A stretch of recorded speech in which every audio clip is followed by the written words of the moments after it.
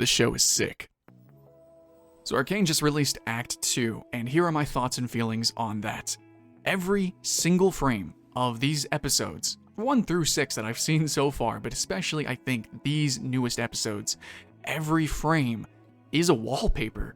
Now there's a common saying that every frame is a painting, and in fact, there have been some amazing award-winning films like Grand Budapest Hotel and even Into the Spider-Verse that specifically created themselves to be every single frame a painting, basically. But I feel like for this show, it goes a little bit deeper, and that's because I think it's designed like it's sci-fi. If you watch sci-fi, I'm talking Dune, I'm talking, Space Odyssey, I'm talking The Expanse. Oftentimes you have these set pieces, these big worlds or architectures, and if you read a lot of sci-fi and you read, sci-fi comics and manga, you know what I'm talking about, but the world itself, the background has so much information in it, and normally, that is the case actually for any film. You really do want every frame to be a painting, but specifically with sci-fi, that's how they convey the story. And that's how Arcane is actually built. And it makes sense because this is a very technology and very modern story that's being told here. And a lot of it, has to go through a lot of different characters, and you don't have time to have them all on screen all the time, always talking, just dialoguing about their background, their life. So it's told through background information. And that's my next point, that Arcane is this freaking 6-armed roller coaster that faces you forward, holds your shoulders, it holds your face, makes you look forward, and peels your eyelids so you cannot look away. This show will make you feel things if you actually give it the attention it deserves, and it requires that as well. This show treats you like an adult. There's a ton of deep, glancing information that you're going to see maybe in a few frames, maybe in a throwaway sentence seemingly, maybe in just a camera pan. It is deep as an ocean. Those moments you need to pay attention to and really constantly be digesting. Yes, though, the story beats are a little congested. There's a lot of chaotic scene swaps, which are sort of Frankensteined into an actual cohesive plot, actually, that's sort of sewn and stitched together, and it oozes, right, this flavor of really colorful, chaotic sickness and madness. The anxiety of a modern, postmodern, futuristic, actually, civilization. And it's very interesting because it is a tale of two cities, two futures, potentially, of, our fears of humankind, of a utopic, magic-infused fantasy, but sci-fi world, or city, Piltover, also versing its under-city, its lower half, Zon, which is actually pretty post-apocalyptic, dystopian, very punk. I totally vibe with the aesthetic, and oh my god, the style of this show, which I've already ranted about enough in my video called Arcane is Art, so you probably know what I'm saying, but with this, you see just glancing characters, their hairstyles, how they move, how if you hear their voice, even if they just don't say anything, the little sound effects that they have for their movements, every little detail in this show seems incredibly purposeful, and everything that you see and hear and experience in the show feels handcrafted. Especially when it comes to the characters. The characters, which already, if you're watching the background, you're getting the lore, that's all being layered on into them. Where they grow up, where they've come from, what they've done. But the characters themselves, even if they were just on a blank canvas, a white background, really just the pure voicings from the characters, the pure emotion from just the literal animation would actually tell so much about these characters. Now, I'm somebody who, I watch a lot of anime, I watch a lot of cartoons, and I watch overall a lot of fantasy content, and there's definitely this sort of stereotypical stenciled type of character design that is often actually used as a vehicle to get you into the real story quicker. This is going to be especially prominent in, I think, shonen anime when it comes to Japanese content. There's even terms for very stereotypical characters because that just kind of gets the ball rolling. You're already, deeper into some of the more grand and vague concepts of the unique anime worlds that they present. However, Arcane kind of treats you like an adult. It treats you like you can actually handle this a little bit better, and a lot of these characters actually are very deep. They could have just went with stereotypes. They could have just went with the base sort of fundamental values of the characters from League of Legends, but I think because they've really been mulling over these characters and really championing the idea of these champions, their core concepts, making them paladins, making them for a cause, making them deeper than what you would ever expect. They want these to be real life characters. They have made them larger than life, which is actually easier than, anything else, to just make someone a Mary Sue, just to make someone a champion of a single cause, but then gives them these nuances, gives them these subtleties that you would never expect, and makes them more real than real life, specifically, I think, with the animation. Now, normally you can clock if something is, I guess, handcrafted or hand animated, because there's a stiffness to it. I think normally you can actually clock if it is just mocapped, because it's just thrown together normal, generally overacted or stage played animations. But for this, I could not really tell. It probably was an absolute combination of the two. It probably took a tremendous amount of references to create these characters, lots of different actors, but it definitely wasn't just one actor in a mocap suit, and it definitely wasn't just a couple of animators throwing together stenciled animations. Every single character in this show has their own unique swagger. Imagine if every single different character had a different walk cycle, had a different way that they moved their shoulders, had a different way that they breathed.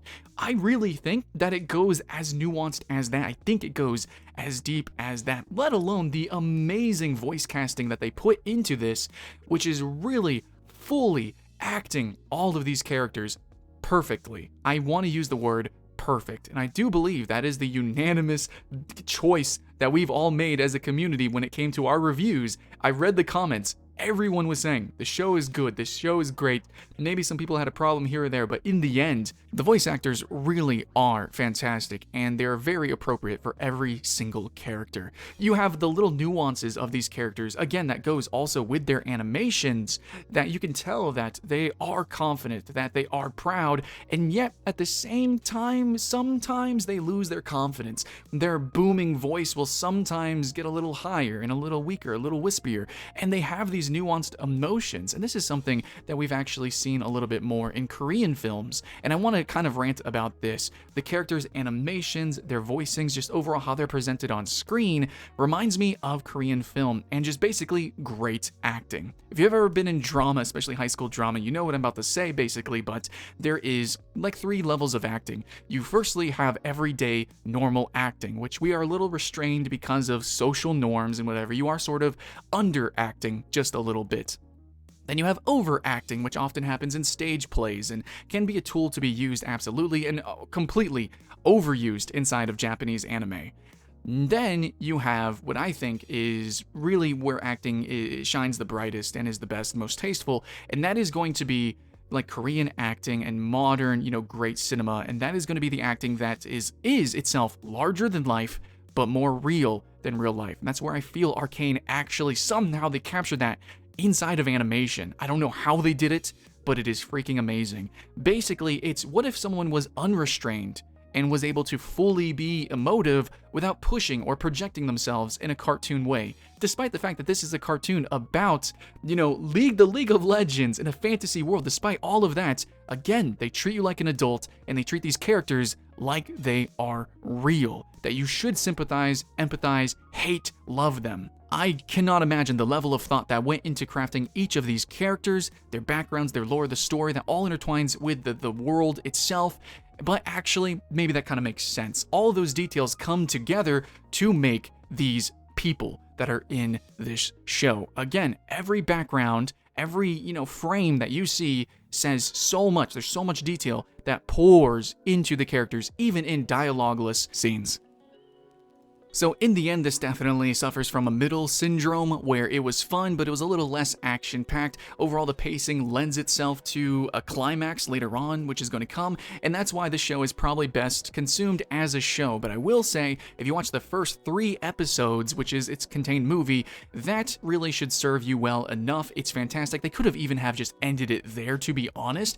They went well above and beyond with the first 3 episodes, as I have already mentioned in my first video that says Arcane is art. But for these next 3 episodes, it feels very sci-fi inspired, and it feels a lot slower paced. But I think in the end, despite that it is slower paced also, it does feel a little chaotic with how it's jumping from character to character, much more rapid than shows like The Expanse or Game of Thrones, which I reference a lot compared to Arcane. But with that, overall, because of the rich detail in the story, it actually, it doesn't feel as fast as it is, even though I was honestly afraid that not just that I would be blinking or that I'd look away or I wasn't paying enough attention, but maybe my eyes would even be in the wrong place at the wrong time, because every part, every section of the screen felt like it had so much detail. Honestly, I really feel like this is probably going to be an amazingly rewarding rewatch.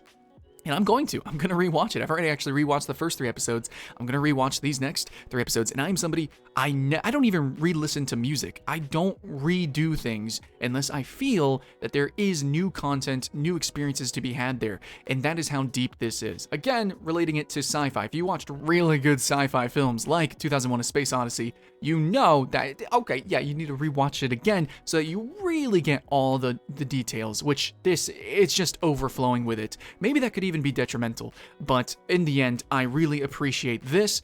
It is just a middle section of a greater film franchise. Of course, it's going to feel like that, but in the end, it completely has, I think, perfectly set up for what's going to happen next. The climax, I am so ready for it. And actually, I do appreciate the more human middle parts here, these episodes 4, 5, and 6, where it is just purely just the characters and their experiences, how they came up, and just really getting a feel for the grittiness of the world, the reality of everything, which is funny to say in a fantasy universe, but the reality of the situation is now very abundantly clear to everyone if you didn't quite get the nuance in the first 3 episodes. So here we are. This is the situation of these 2 cities, of these characters, of the different factions that are within it, and how are they going to come together? What is going to be the big conflict? What is going to happen? I can't wait to see the fireworks. But now this is going to be the section of the review where I just kind of rant about some things. Firstly, holy crap, the style of the Undercity is really coming to life now. Before, you just saw a section of it. Of course, there's only so much time to prove it, but you actually get to see the nightlife, the punkness of it, oh man, how everyone is actually sort of evolving, because this was a time skip. You also got to keep that in mind, and that also goes to Piltover as well. You're seeing how everyone is prospering. You're seeing how the city is becoming bigger than it's ever been, more global, and it's really reaching into like full sci-fantasy, Voltron levels of like power fantasy, the power escalation. Everything is escalating so much from a fundamental level of the cultures of the civilization, of just the style, the clothes, how people are acting, their swagger, all the way to the giant concepts, the big grand concepts of freaking teleportation towers that can send your airships across the world and what that actually means. So this show is completely evocative from, I think, like a ground surface, beautification level of, oh man, it oozes style, it looks real good, all the way to like, man, there's some really cool grand sci-fi concepts here that I kind of want to chew on a little bit. There's a lot that's really growing and maturing literally from episode to episode as we grow and mature with these young characters that we're following. Through the lens of every character's ambition and ignorance, we're learning about the world, what it could be, and what it really is, and what it really means to each of them individually. Also, I gotta say, there were some worries I had with this show, but now that we're 6 episodes in, they're gone. I was worried that this was gonna be very stenciled anime, and I really was worried that it was gonna be overly sexualized, and there is sort of a tendency when it comes to League of Legends a lot to create certain characters with certain aesthetics, but in the end, it's actually become much more refined, and I've gotta be honest, the sex appeal in this show is so varied, and this is something that needs to be mentioned, especially with shows like High Guardian Spice. Sexuality is a storytelling tool, and I do do really appreciate how it's actually being handled here with this show so far.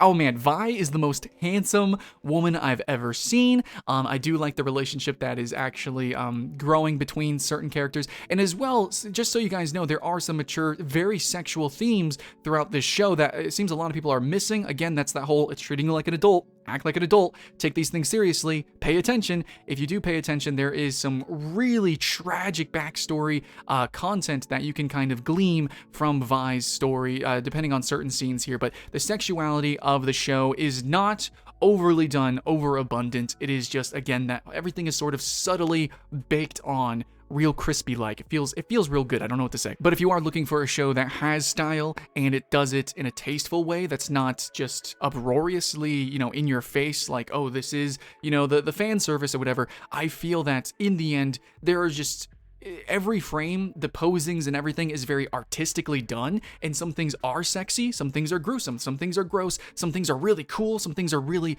just, it oozes a particular aesthetic. Every single frame is a wallpaper. So yeah, let me just say again, Vi is a really handsome girl, and a lot of other characters, even the background characters, even the characters that are supposed to be gross and grotesque, honestly, they all look so lived in, they look so unique, again, larger than life, and yet so freaking real.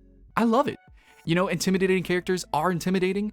Characters that are feeble look feeble. Their voice actings, when people go crazy, they crack and break, and you just feel it. You feel Arcane. Arcane is an evocative show, and I think everyone should let themselves be open to that. Again, sit down, give it your time. It deserves it, and it will give back to you. Otherwise, I think the last thing that I could just ramble about is going to be the music choicings. I feel like it's actually starting to kind of grow on me a little bit. There isn't anything like Ghibli-esque, or there's nothing that is like totally like sweeping me away, like the music itself is just making me cry or anything like that. It's very actually standard. If there's anything about this show that is stenciled or maybe more usual, it might be the music, but that actually is also in itself a tool to be used to actually help people move through the show. There are really subtle motifs that run through the show that sound amazing, but basically people have a problem with the Imagine Dragons soundtrack, but in the end, that might be an American taste. Globally, the soundtrack, if you listen from different cultures, especially in Korea,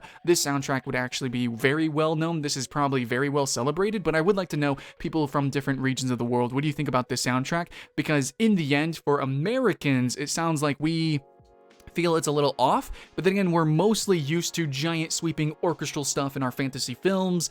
We're just used to very certain actually motifs being copied and pasted, and we consider those unique and special for some reason. But in the end, actually, it's a brave decision to mix the music the way that they've done, and include, actually this Imagine Dragon style soundtrack in with this, the kind of like the pop tune, the pop music. It's kind of pop punk-ish. It's a little I don't want to say grungy, but it's a little dirtier music. But in the end, some people just feel a certain way about it. In the end, I think it's actually coming together, especially with episodes 4, 5, and 6. It's starting to make more sense that this is the sort of music that might actually come about from a city or a couple of cities that intertwine, their own civilization that is fragmenting apart. It would probably sound alternative rockish, actually. So, and that's coming from somebody who, I look like this. So obviously, I would like a show in music that sounds and, looks like this. But in the end, guys, that's what I gotta say about Arcane. Everything that I possibly could have. Let me know in the comments below what you guys think, please. Oh my god. So I hope you guys are having fun with this show. Much love, guys. If you want more videos like this, thanks for supporting the Patreon, liking, subscribing, and keeping the hype alive. My name's Skylent, and I'll see you again next time.